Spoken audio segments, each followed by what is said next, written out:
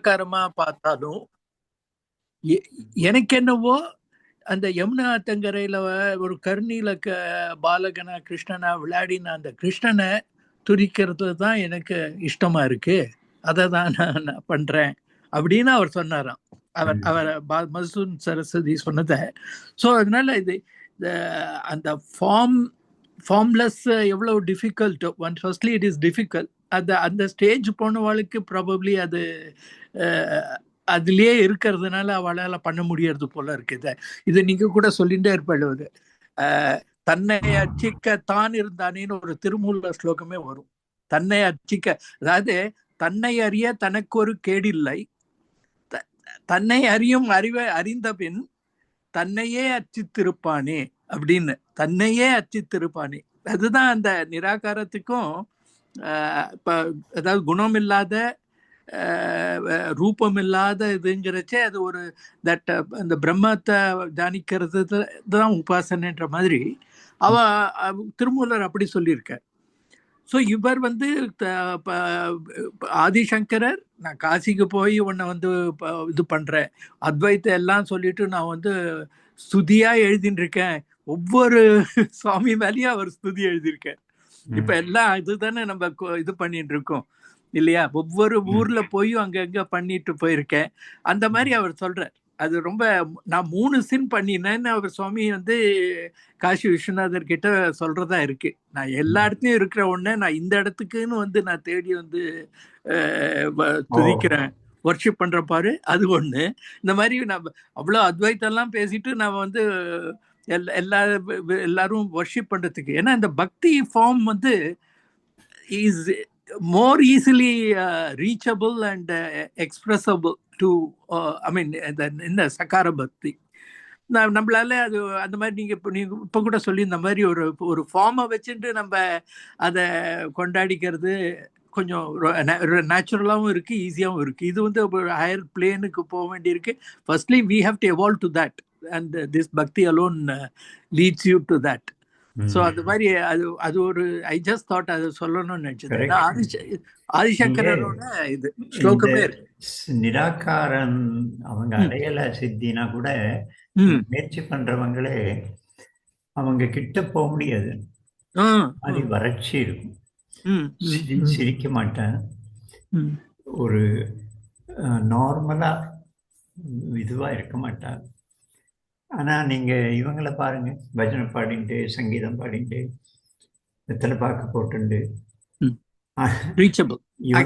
பெரிய தீட்சை பெரிய அடைச்சிட்டான்னு இல்லை. ஆனால் லைஃப் அவனுடைய அடிப்படை தன்மை ஆனந்தம், சத்து சித்து ஆனந்தம். அந்த ஆனந்தத்தை இதில் அனுபவிக்க முடியும் இந்த சாக்கார உபாசனையில்.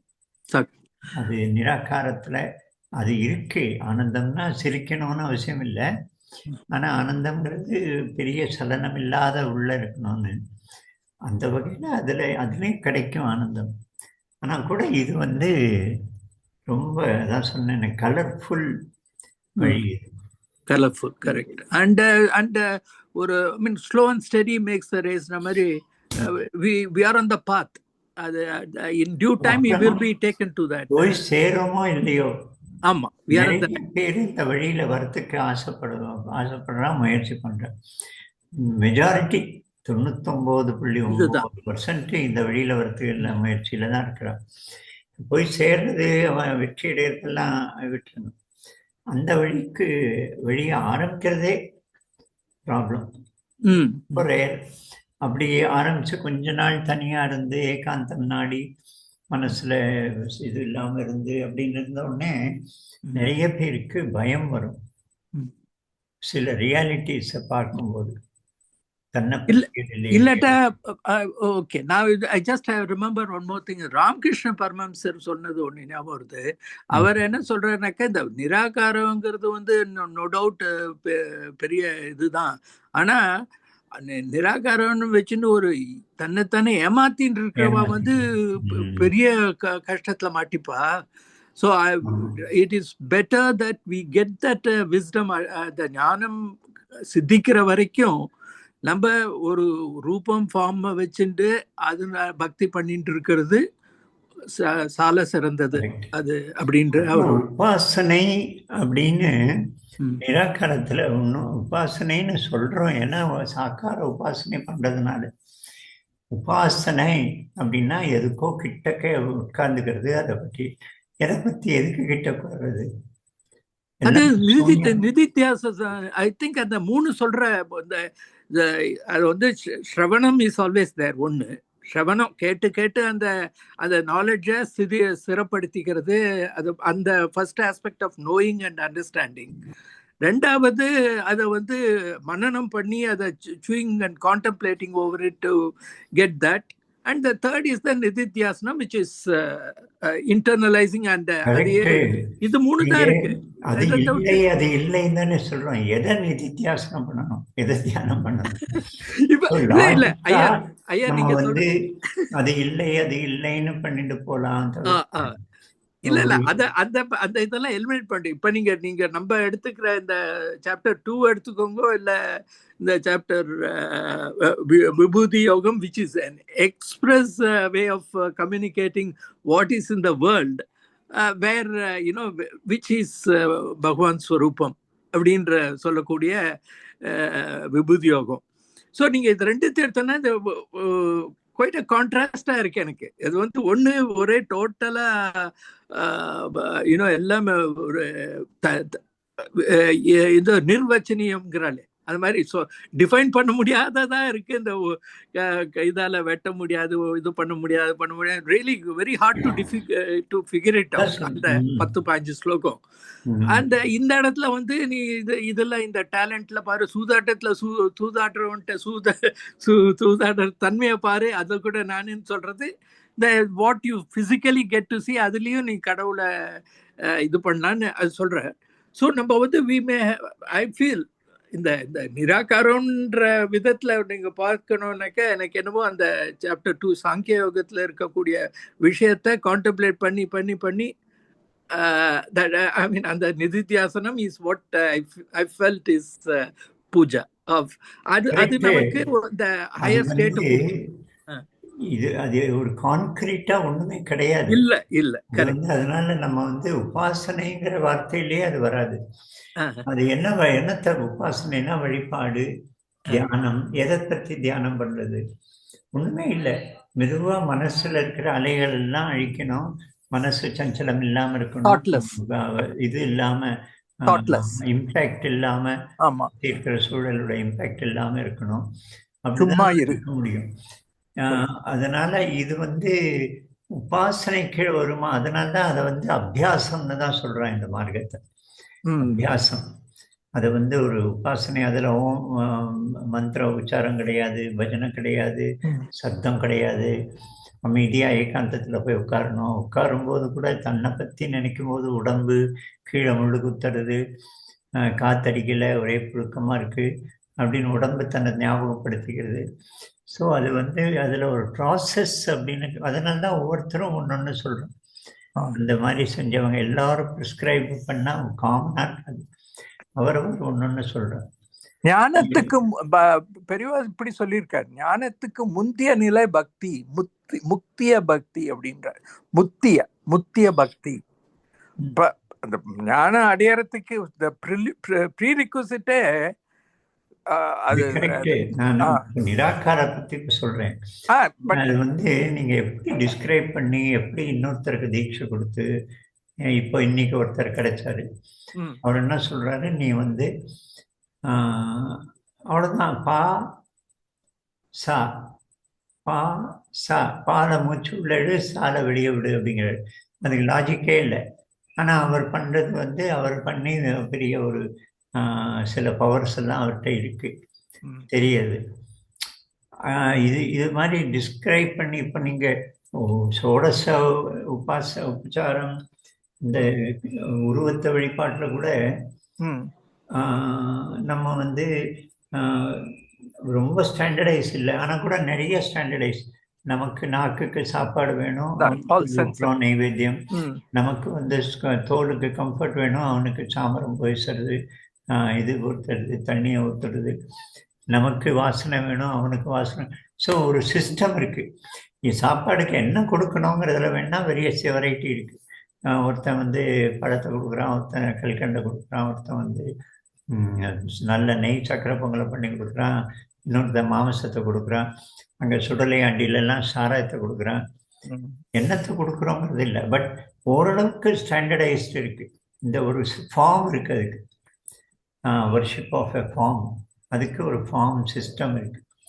நிராகாரத்தில் அப்படி ஒன்றும் நான் எதையாவது அனுபவித்து நான் அனுபவிச்சதை கரெக்டாக இன்னொருத்தருக்கு எக்ஸ்பிரஸ் பண்ணி தீட்சை கொடுத்து அப்படி கூட என்ன பண்ணுவோம், நாங்கள் தீட்சை கொடுத்தா அதுவும் ஏதோ ஒரு ஃபார்ம்குள்ளே தான் வரும். இந்த ஓங்கிற மந்திரத்தை சொல்லி, இல்லைன்னா இதை வந்து கண்ணை மூடிட்டு இந்த இடத்துல உட்காரு, க்ளீனாக ஒரு கீழே தோலை போட்டுக்கோ, அது ஒரு வகையில் ஃபார்ம் தான் அது. ஸோ நிராகாரம் அப்படிங்கிற விஷயத்த அவ்வளோ சாதாரணமாக நமக்கு வந்து அது ஒரு எக்ஸ்பிளைன் பண்ணி முன்னால் வைக்கவே முடியாது. அது யாரோ முயற்சி பண்ணி தானே போய் தேடி அந்த இடத்த கண்டுபிடிச்சா உண்டு. சாக்காரம் அம்மா கிட்டேருந்து கற்றுக்கலாம், ஒரு பால்காரங்கிட்டேருந்து கற்றுக்கலாம், ஒரு குழந்தைகிட்டேருந்து கற்றுக்கலாம். இது நமக்கு அது தூண்டுதல் எது என்ன வேணா இருக்கலாம் உலகத்தில். அது வந்து சாக்கார உபாசனை. அதனால் ஈஸிலி ஒரு ஃபார்மில் வரக்கூடியது, டிரான்ஸ்ஃபர் பண்ணக்கூடியது. நம்மளை விட நான் டிரான்ஸ்ஃபர் பண்ணினா என்னை விட நான் யாருக்கு கொடுத்தேன்னா 1000 மடங்கு பெரிய உயர்ந்த போயிடலாம். ஆனால் கூட என்னால் அரைக்குறையாக இருந்து கூட என்னால் ஏதோ டிரான்ஸ்ஃபர் பண்ண முடியும், ஏதோ சில விஷயம் சொல்லிக் கொடுக்க முடியும். இதுதான் அதில் இருக்கிற லாபம். அதுதான் அவன் சொல்கிறான். இது ரெண்டும் என்னதான் வந்து அடையும் இருந்தால் கூட இது வந்து கொஞ்சம் தேகதாரிகளுக்கு, தேகத்தை வேண்டியவர்களுக்கு இது கொஞ்சம் கஷ்டமானது அப்படின்னு சொல்கிறோம். நம்ம அடுத்த ஸ்லோகத்துக்கு போவோம். சொல்லுங்க, யாரே நேற்று என்ன முடிஞ்சது? 7, 8 இல்லை 6 வரைக்கும் 5 வரைக்கும் முடிஞ்சது. 6, 7 முடிஞ்சது. 6, 7, 8. உமா சொல்லு படி. 6, 7, 8.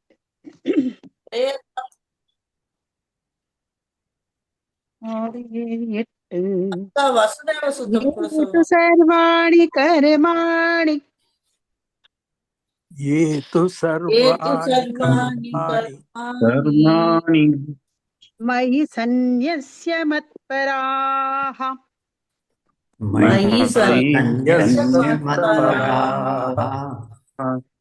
अनन्येनैव योगेन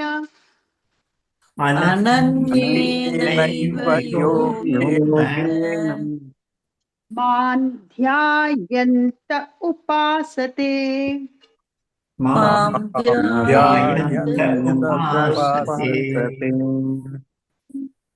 तेषामहं समुद्धर्ता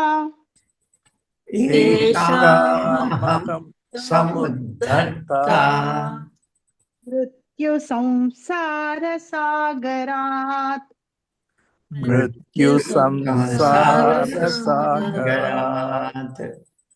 भवामि न चिरात् पार्थ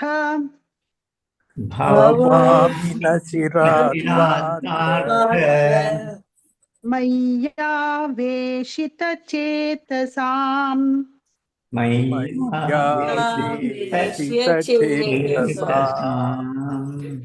मय्येव मन आधत्स्व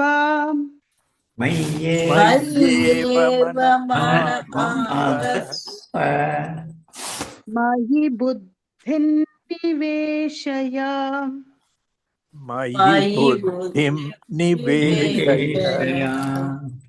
निवसिष्यसि मय्येव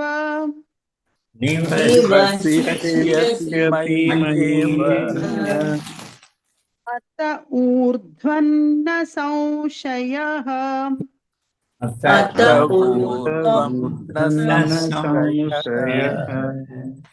அவ்வளவுதானா? மய்யாவேஷ்ய மனோயமா நித்தியயுக்தா உபாசத்தே.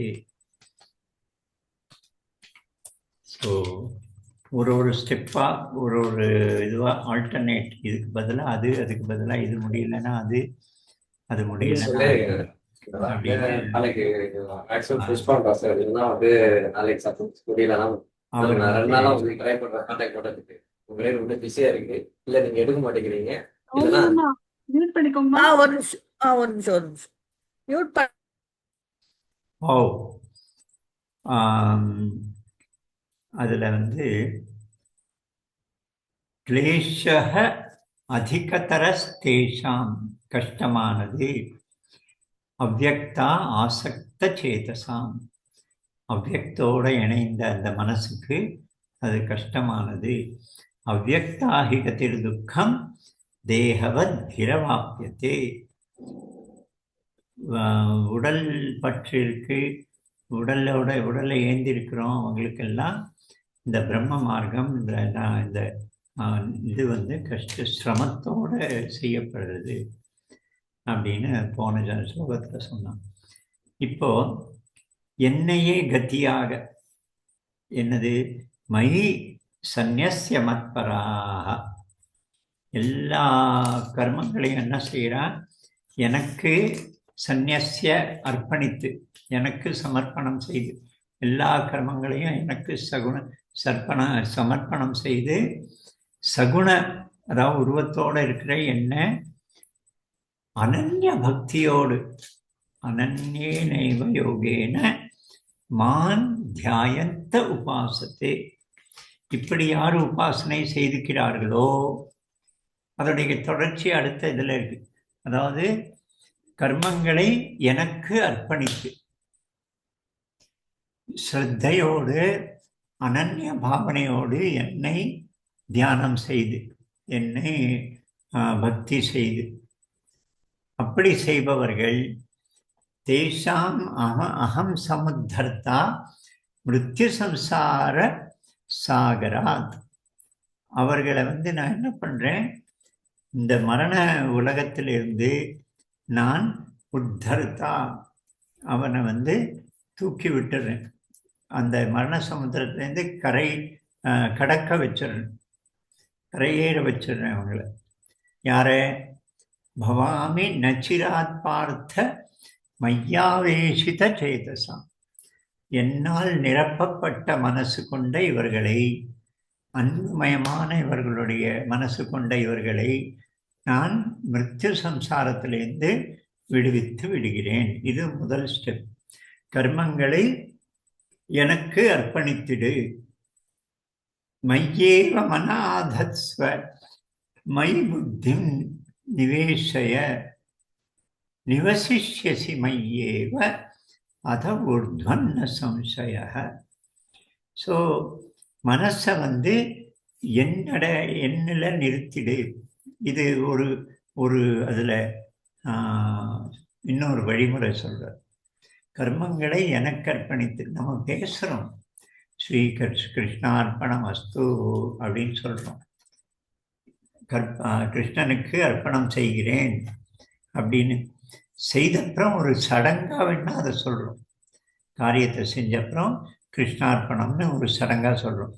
செய்யும்போது நம்ம என்ன மனநிலை இருக்குது, அந்த காரியத்தை செய்யும்போது அவனுக்கு அர்ப்பணமான காரியம் நடந்துட்டுருக்கு அப்படின்னு இருக்கா, நான் செய்கிறேன் அப்படிங்கிற எண்ணம் இருக்கா, இதை நான் சிறப்பாக செய்யணுங்கிற எண்ணம் இருக்கா உயிரோட, இல்லை ஜஸ்ட்டு செய்வதில் முழுகிறதா, அது பாட்டுக்கு செய்யப்படுறது. அப்போ அர்ப்பணமாவது அவனுக்கு கர்மங்களை அர்ப்பணம் செய்வது. அதில் இன்னும் கொஞ்சம் ஃபைன் டியூன் பண்ணும்போது என்ன சொல்கிறார், மனசை என்னில் நிறைத்து விடு, புத்தியை எனக்கு என் மேலே முழுசாக என் மேலே என்ன செலுத்தி விடு என நிவசிஷ்யசி மையேவ என்ன மையேவ மன ஆதத்ஸ்வ. என் மட்டும் மனசு நிரப்பி மனசை நிறுத்தி என்னில் மட்டும் நிறுத்தி என்னிடமே புத்தியை ஈடுபடுத்தி புத்தியை முழுக்க புத்தி நிவேஷய என்கிட்ட என்னில் செலுத்தி நிவசிஷ்யசி மையேவ அத ஊர்த்வம் ந சம்சய, அவன் ஊர்த்வம் அப்படின்னா மேலெழுவான், அவனுக்கு உயர்வு ஏற்படும், அதுல சந்தேகமே இல்லை. மனசையும் புத்தியையும் அர்ப்பணிக்கிறது.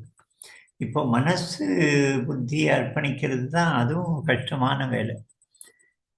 மனசு நமக்கு நம்முடைய குணங்களை பற்றி பெருமை இருக்கு. எனக்கு ரொம்ப உருகிய குணம், ரொம்ப கருணை நிறைந்த குணம் அப்படின்னு நமக்கு நம்மளை குணங்களை பற்றி ஒரு பெருமை உணர்வு. அதே மாதிரி புத்தியை பற்றி நான் யோசனை பண்ணினது, நானே கண்டுபிடிச்சது, இது நான் எக்ஸ்பெரிமெண்ட் பண்ணி பார்த்தது அப்படின்னு அந்த புத்தி நம்முடைய நம்ம நினைச்சு நம்முடையதுன்னு நினைச்சு பண்றோம். அந்த மனசையும் புத்தியையும் கொடுக்கணும்னா அனுபவிக்கிறது நான் அனுபவிக்கலாம அது அவனுடையது, அவனுடைய அனுகிரகம், அவனுக்கு கொடுப்பது. புத்தி அதே மாதிரி சிந்தனை செய்வது நான் சிந்தனை செய்கிறேன்கள் இல்லாம இது அவனுடைய கையில இருக்கு. அவன் சிந்தனை செய்யட்டும், அவன் எனக்காக வழியை கொடுக்கட்டும், ஏற்படுத்தட்டும், யோஜனை அவன் கொடுக்கட்டும், என்னுடைய புத்திக்கெல்லாம் வேலை கிடையாது. அதுதான் கடைசியில் சொல்லும்போது சர்வதர்மான் பரித்தெஜ்ய, எல்லாத்தையும் விட்டுட்டு என்ன சரணடைஞ்சிரு. எல்லாத்தையும்னா உன்னுடைய விசேஷத்தை நினைச்சிட்டு இருக்கிற விசேஷங்களை, உன்னுடைய பழக்கங்களை, உன்னுடைய சிறப்பு ஆற்றல்களை, உன்னுடைய குணங்களை எல்லாத்தையும் தியாகம் பண்ணிடும். சர்வதர்மான் பரித்தேஜ்யம், என்னை மட்டும் சரணடைஞ்சிரு. அது ரொம்ப கஷ்டமானது. ஆனால் அதுதான் அவர் கடைசியில் சொல்கிற விஷயம் அதுதான், சமர்ப்பணம். இப்போ இந்த புத்தி மனசு இது ரெண்டையும் அவனுக்கு அளித்து விடு அப்படிங்கிற. இப்போ இந்த மாதிரி உன்னால மனசை அமைதிப்படுத்த முடியலை, ஒரு இடத்துல நிலை நிறுத்த முடியலை, என் மேலே நிலை நிறுத்த முடியலைன்னா என்ன பண்ணுறது? ப்ராக்டிஸ் பண்ணு, அபியாசம் பண்ணு. என்ன? பிராணாயாமம் பண்ணு, தியானம் பண்ணு, நிதித்தியாசனம் பண்ணு. அப்படி செய்து ப்ராக்டிஸ் பண்ணி பண்ணி பண்ணி மனசை மெதுவாக என் மேலே நிறுத்து. அது முடியலைன்னா இது அடுத்தது ப்ராக்டிஸ், அபியாசம், யோகா அபியாசம். அதையும் முடியலைன்னா நீ மதத்தம் அப்படி கர்மாணி, எனக்காக கர்மங்கள் நான் செய்வேன் அப்படின்னு எனக்கு அர்ப்பணிக்கிறது ஒன்று. அவன் நீ பார்த்துக்கோ, நீ செய், நீ முடிவு செய் அப்படின்னு ரெண்டு. அதுக்கு விட அவன் என்ன சொல்றான்? அதுவும் முடியலைன்னா எனக்காக என்னுடைய காரியமாக நினைத்து நீ காரியங்களை செய், கர்மங்களை செய், எனக்காக செய்து. இப்போ ஒரு போலீஸ் கான்ஸ்டபிள் இருக்கிறான்னா அவன் தினம் யூனிஃபார்ம் மாட்டணும், போலீஸ் ஸ்டேஷனுக்கு போகணும், கையெழுத்து போடணும், வேலை ஏதாவது கொடுத்தா போகணும், வண்டி ஓட்டின்னு போகணும், அவர் சப் இன்ஸ்பெக்டர் எதை சொல்கிறாரோ அது பண்ணணும், மாதம் சம்பளம் வாங்கணும், வீட்டுக்கு போய் அந்த சம்பளத்தை உபயோகப்படுத்தணும். இதெல்லாம் தான் அவன் செய்ய வேண்டிய வேலை. நான் கவர்மெண்ட்டுக்காக வேலை செய்கிறேன் அப்படின்னு நினைப்பது அதுவே முடியறதில்லை. நான் என் குடும்பத்துக்காக வேலை செய்கிறேன், நான் என்னுடைய திறமையை காட்டி எப்படியாவது ப்ரமோஷன் வாங்கிடணும் அப்படிதான் எண்ணங்கள் வருது. நான் கவர்மெண்ட்டுங்கிறது எங்கே இருக்குது? பரமாத்மா மாதிரி தான். கவர்மெண்ட் எங்கே இருக்குது? எல்லா இடத்துலையும் இருக்குது. ரோடில் இருக்குது, ஒரு காட்டில் கூட இருக்குது, ஃபாரஸ்ட் டிபார்ட்மெண்ட்னு ஒன்று இருக்குது. அங்கே எந்த இடத்துக்கு போனாலும், ரயில்வேக்குள்ளே போனால் ரயில்வே டிபார்ட்மெண்ட் இருக்குது. ரயில்வே டிபார்ட்மெண்ட்டு தான் கவர்மெண்ட்டா அப்படின்னு கேட்டால் இல்லை, கவர்மெண்ட் இது எல்லாத்த விட பெருசு. ஆனால் நமக்கு இங்கே இருக்கிற கலெக்ட்ரேட்டில் கவர்மெண்ட் தெரிகிறது, அங்கே இருக்கிற டிராஃபிக் போலீஸில் கவர்மெண்ட் தெரிகிறது, போலீஸ் ஸ்டேஷனில் கவர்மெண்ட் தெரிகிறது, ஆர்டிஓ ஆஃபீஸில் கவர்மெண்ட் தெரிகிறது. இதெல்லாம் கவர்மெண்ட்டுடைய வெளிப்பாடுகள். எப்படி அந்த ஒரே பரமாத்மாவுக்கு வெவ்வேறு ஸ்வரூபங்கள், ராமனா, கிருஷ்ணனா, காளியா, துர்கையா, முருகனா, வெவ்வேறு வெளிப்பாடுகள் இருக்கோ அப்படி இதெல்லாம். பட் இந்த கட்டடம் தான் கவர்மெண்ட்டா? இந்த போலீஸ் யூனிஃபார்ம் போட்டாலும் தான் கவர்மெண்ட்டா அப்படின்னு சொன்னால் இல்லை. ஆனால் அவர் கவர்மெண்ட்டுடைய வெளிப்பாடு. இது எனக்கு கவர்மெண்ட்டை ஞாபகப்படுத்தக்கூடிய கட்டடம், கவர்மெண்ட்டை ஞாபகப்படுத்தக்கூடிய யூனிஃபார்ம். அப்போது அந்த அந்த கவர்மெண்ட்டுக்காக வேலை செய்வது ஒரு அப்ஸ்ட்ராக்ட், ஒரு சூக்ஷ்மமானது இந்த கவர்மெண்ட். ஆனால் ஆல் பர்வேடிங், எல்லா இடத்துலையும் இருக்கு, எல்லா இடத்துலையும் வியாப்தமாக இருக்கு. அப்போ எப்படி ஒரு கவர்மெண்ட்டை நம்மளால் டிஃபைன் பண்ண முடியாதோ அப்படிதான் இந்த நிராகார விஷயம். ஆனால் நான் கவர்மெண்ட்டுக்கு லாயலாக இருக்கிறேன், கவர்மெண்ட்டுடைய காரியத்தை செய்கிறேன்னு சொல்லி நான் போட்ட யூனிஃபார்மை நேர்மையாக நல்லபடி செய்யலாம், அவ்வளோதான். நான் போட்ட யூனிஃபார்ம் அதை நல்லபடி மெயின்டைன் பண்ணி என்னுடைய எதிர்பார்க்கப்படுற காரியங்களெல்லாம் நான் நேர்மையாக செய்து, அதுதான் நான் கவர்மெண்ட்டுக்கு அர்ப்பணிக்கிறது. கவர்மெண்ட்டு இது இல்லை, போலீஸ் ஸ்டேஷன் இல்லை, தெரியும். கவர்மெண்ட் இந்த யூனிஃபார்மில் லிமிட்டட் இல்லை. ஆனால் கூட எனக்கு என்னுடைய லிமிட்டேஷனில் அந்த கண்காணாத எல்லா இடங்களிலும் தன்னுடைய அதிகாரத்தை வியாபித்திருக்கும் அந்த கவர்மெண்ட்டுக்கு நான் அர்ப்பணிக்கணும் என்னை, என்னுடைய சேவையை, என்னுடைய மனசு புத்தியை. அப்படின்னா நான் என்னுடைய போலீஸ் ஸ்டேஷனில் தான் அர்ப்பணிக்கணும். அது என்னுடைய லிமிட்டேஷன். இந்த மூலமாக ஒரு போலீஸ் கான்ஸ்டபிள் டோட்டல் அப்படி கவர்மெண்ட்டுடைய ஒரு ஆல் பவர்ஃபுல் ஒரு ஆளாக போக முடியுமா? அப்படின்னா போக முடியும். அவன் எப்படி அந்த கர்மங்களை செய்கிறானோ அதை வைத்து அவன் வளர்ந்துட்டே போவான். அவனுடைய விசேஷத்தன்மை கவனிப்பில் வரும், எங்கேயோ யாருடைய கவனிப்புக்கோ வரும். நான் சொல்லியிருக்கேன்னு நினைக்கிறேன். ஒரு ஈரோடில் ஒரு பையன் பிரபாகர் அப்படின்னு, எனக்கு அவன் ஸ்கூல் படிக்கிற காலத்துலேயும் தெரியும். அவன் வீட்டுக்கு போனால் எப்போ போனாலும் சீரியஸான பேச்சுக்கள் நடக்கும். இவன் 9th 10th படிக்கிறான். அவனுக்கு ஒரு அக்கா புவனா அப்படின்னு ஒரு அக்கா, அம்மா அப்பா. எப்போ போனாலும் ரொம்ப சீரியஸான டிஸ்கஷன் பண்ணுவோம். அவர் அப்பா அமைதியாக இருப்பார், அம்மா பேசுவா, அந்த புவனா பேசுவா, இவன் பிரபாகர் பேசுவான். நிறைய உயரமான பெரிய பெரிய விஷயங்கள், கரப்ஷனை பற்றி, அதை பற்றி, இதை பற்றி, அதாவது நாங்கள் தொடாத சப்ஜெக்டே கிடையாது. நான் வாரம் ஒரு நாள் 10 நாளைக்கு ஒரு தடவை அப்படியே போகுது. அவனுக்கு டிஎன்பிஎஸ்சி எழுதி பழனி கோவிலில் ஹெச்ஆர்சி, அது என்னது, என்டோமெண்ட் ஆஃபீஸராக வேலை கிடைச்சது. வேலைக்கு போனான், பெரிய சம்பளம். 3 மாதத்தில் வேலையை விட்டான். அவன் சொன்னான், பழனி கோவிலில் இந்த மாதிரி யாராவது வேலைக்கு போனால் அவன் 3-6 மாதத்தில் நாஸ்திகன் ஆயிடுவான்.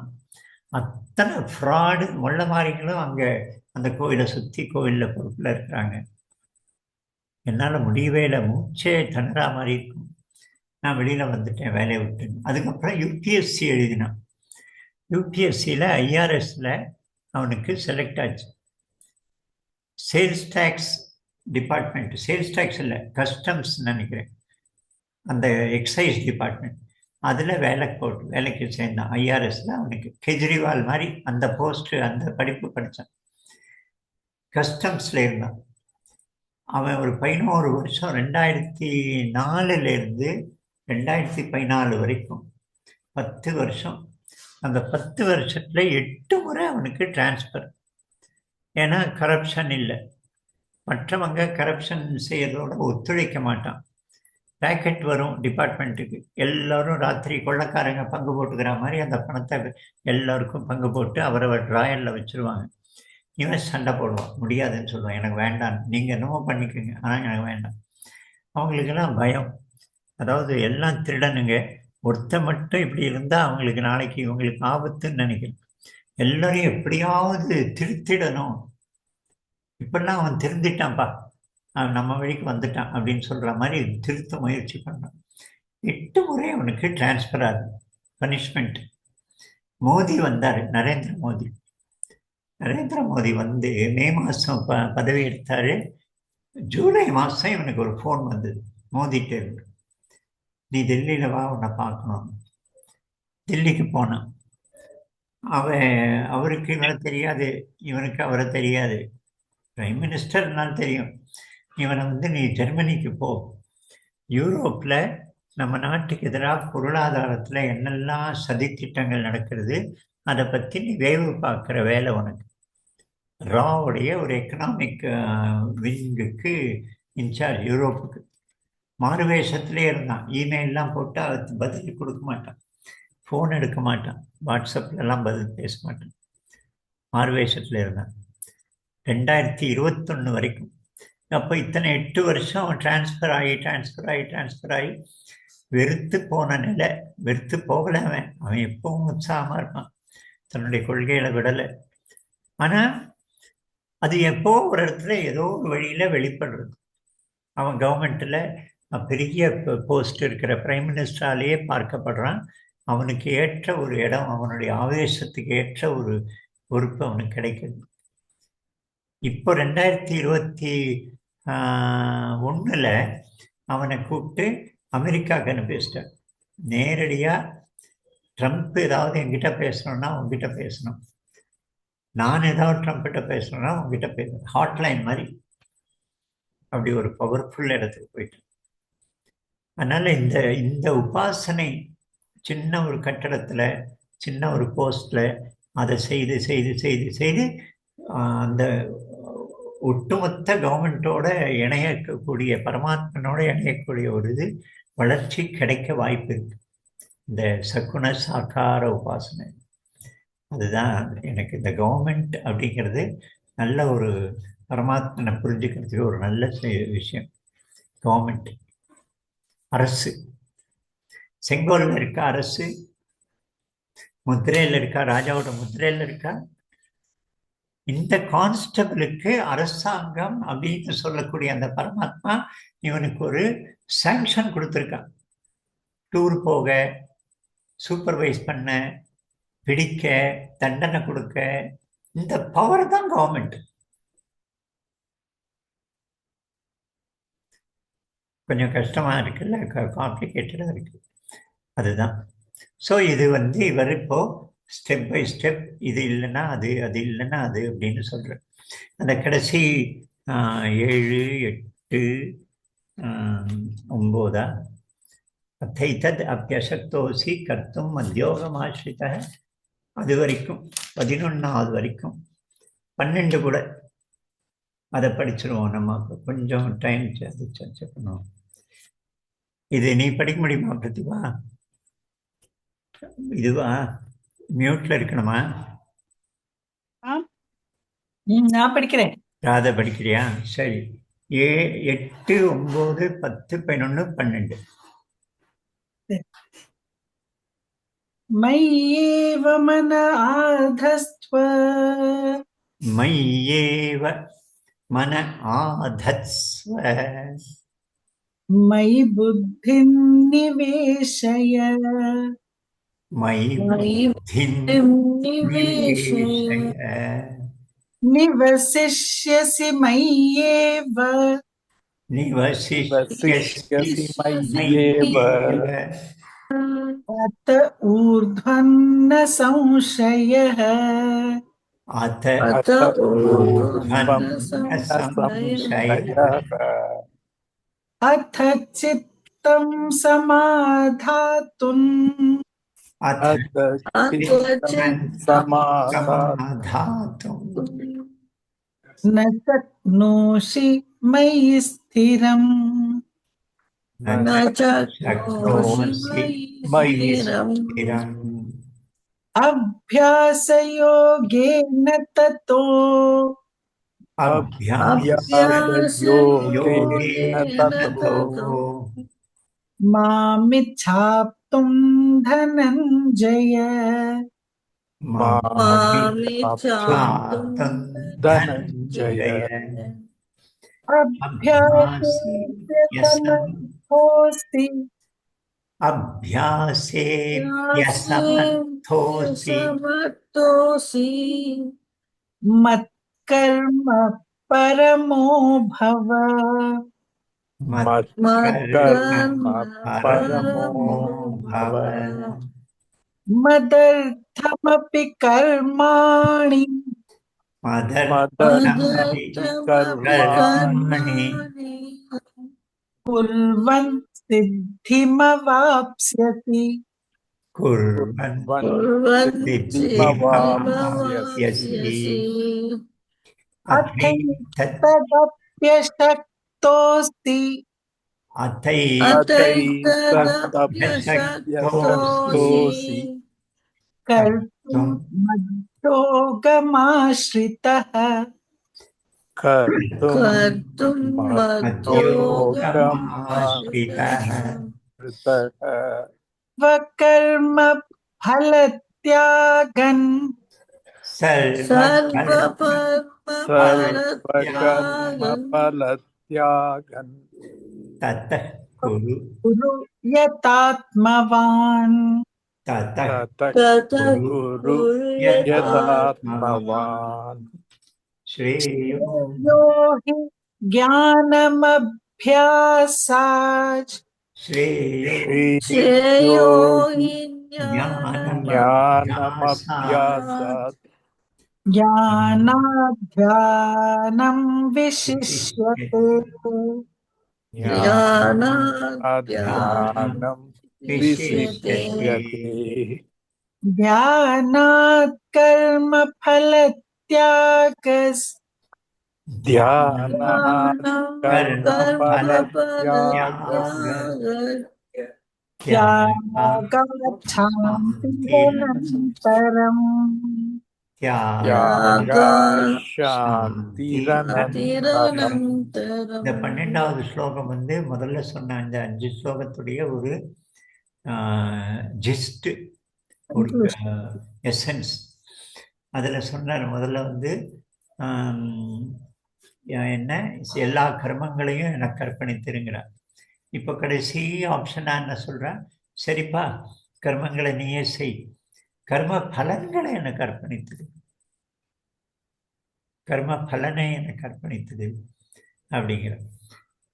கர்ம பல தியாக, தியாகாத் சாந்தி அனந்தரம், தியாகத்திலிருந்து அமைதியான நிரந்தரமான சாஸ்வதமான சாந்தி பிறக்கும்.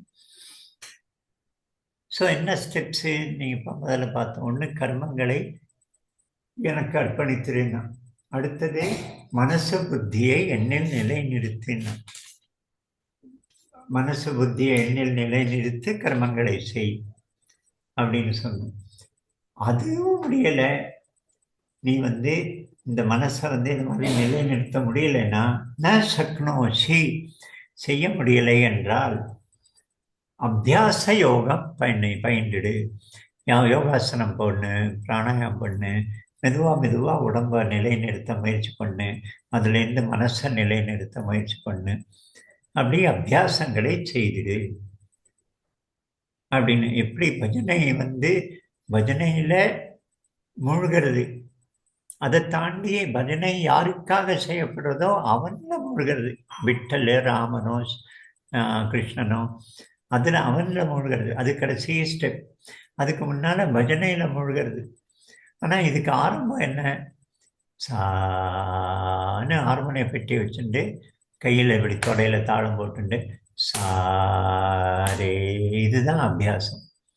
அப்புறம் மெதுவாக வேகமாக சொல்கிறது, அப்புறம் மெதுவாக காம்ப்ளிகேட்டடாக சொல்கிறது, அப்புறம் ராகங்களை கண்டுபிடிக்கிறது, அப்படியே மெதுவாக வளர்ந்து பஜனை பாடக்கூடிய அளவுக்கு வந்து அப்புறம் பஜனையில் மூழ்கிற அளவுக்கு போகணும். ஸோ இந்த அபியாசம் பயின்றிடு.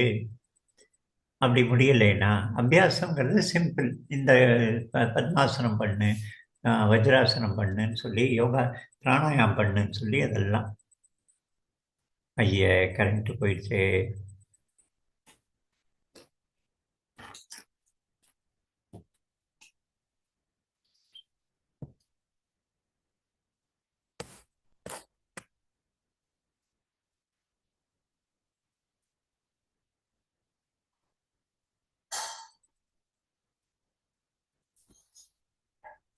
Oh.